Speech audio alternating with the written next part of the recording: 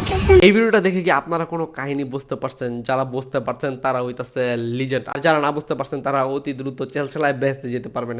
শহীদানের হাপ ফেডা তুমি আমাকে আদর করতেছো না, প্যাম্পার করতেছো না, টেক্সট করতেছো না, ওয়াই বাবা? হ্যাঁ, এই ভিডিওর কাহিনীটা হইতাছে আমাদের দেশের কুখ্যাত একজন নায়িকা মেহেজা বিন চৌধুরী। রিসেন্টলি তার কিছু স্ন্যাপচ্যাট ভাইরাল হয়েছে, সেখানে সে পাপা পাপা বলে একজনকে মেনশন করতেছে বা তার উদ্দেশ্যে কথাবার্তা বলতেছে। এখন আমাদের দেশের অস্কার বিজয়ী বা যারা নাকি মিমার্স তারা বলতেছে এই পাপা তার আসল পাপা না, এই পাপা হইতাছে তার সুগার ডেডি।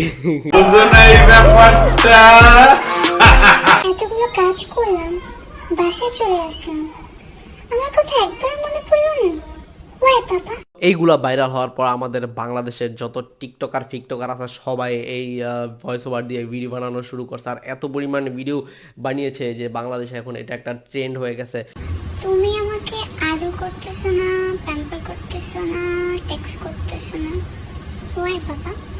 সমস্যা হইতাছে বা এই আমাদের মেহেজা বিন চৌধুরী এই নায়িকা পাপা কাকে বলতেছিল এটা আগে আমাদেরকে ক্লিয়ার করুন। আমরা আমাদের মেহেজা বিন চৌধুরী নায়িকার কাছ থেকে একটা স্টেটমেন্ট চাই। এটা কি সে তার সুগার ড্যাডিকে বলতেছিল নাকি তার রিয়াল পাপাকে বলতেছিল?